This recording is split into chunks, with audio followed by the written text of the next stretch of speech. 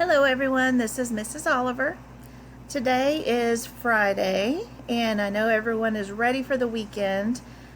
Today's activity is going to be the choice board activity that we usually do once a week.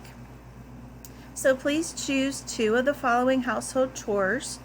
You can make your bed, help take out the trash, help unload the groceries, vacuum, clean your bathroom, sweep the floor, unload the dishwasher, clean your room, or help clean dishes.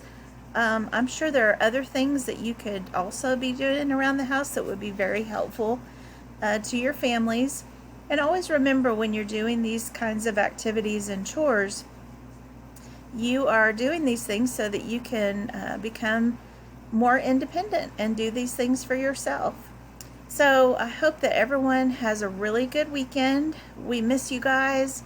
We're staying really busy in the Panther Emporium up at North Crowley, but we miss you guys, and we hope that you are doing well and staying safe at home. Please let me know if there's anything that you need some help with, or if you have any concerns or questions. And again, have a great weekend, and I will be talking to you next week. Bye-bye.